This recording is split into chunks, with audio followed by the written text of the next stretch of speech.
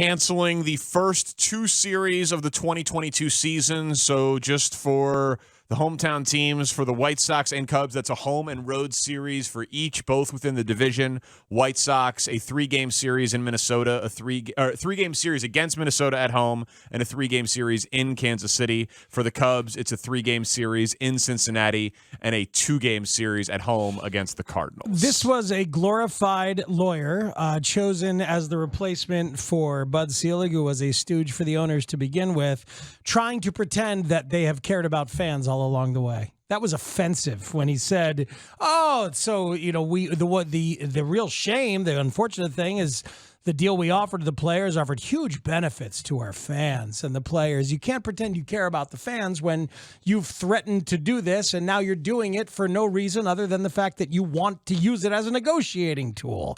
There was a lot of bad acting going on there, a lot of really embarrassingly empty logic, and as you say, a very early checkmate. Who is that? Who's the reporter? The female reporter, first name Hannah Kaiser. Yeah, I don't know who that was, but her line of questioning was great. And he tried to say, "Well, you're only going to get one question," and she's like, "Well, I'm going to ask the follow up anyway."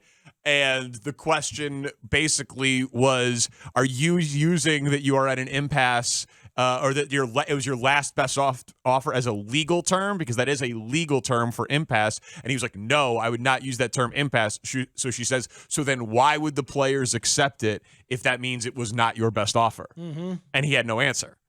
Like that was a brilliant 1-2 punch. Like it would not surprise me at all if she works for like the Wall Street Journal or like some sort of financial institution like that. That was a very smart. Is that Hannah Kaiser with a Keys? Yeah, Yahoo.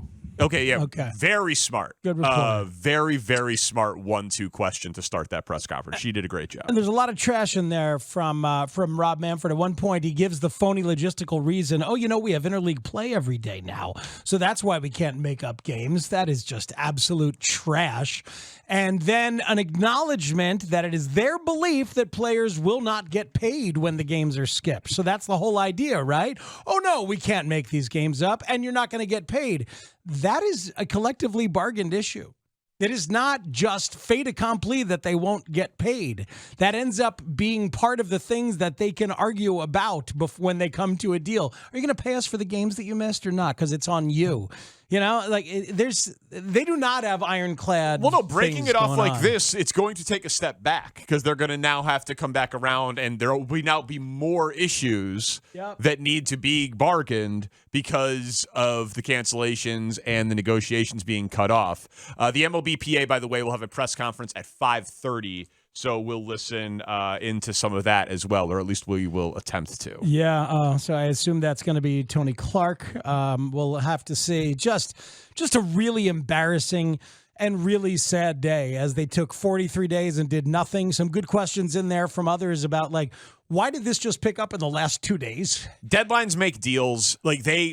That's why, he was all posturing. Deadlines make deals. The 43 days without an offer. But this deadline doesn't have to be what they're doing today. I know that. I'm just saying that that's the real answer.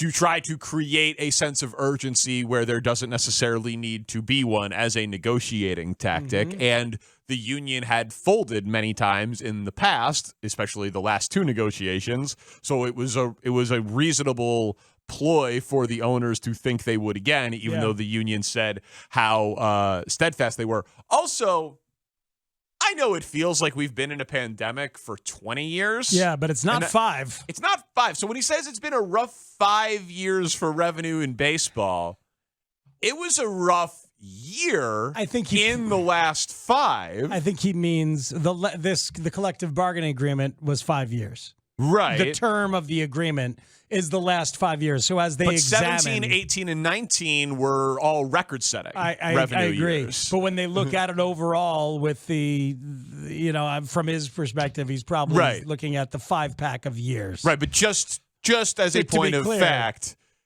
every year up until 2020, for what was it? It was the last 20 years, right? Or 19 seasons? I think it was 19 consecutive seasons of year-over-year record-setting revenue growth going back to 94 or 96, or it was something like that. I believe it was 19 consecutive years of record-setting year-over-year revenue before the pandemic, where, and we talked about this a lot at the time, no one's passing around the bucket for you guys or the collection plate because everyone's business suffered in 2020. Yeah. You know, like, unless you were like Zoom or Peloton, or you know what I mean, like, or like a home appliance store. Like, basically, everyone struggled that year. So yeah, sorry, billionaire baseball, you had a rough year.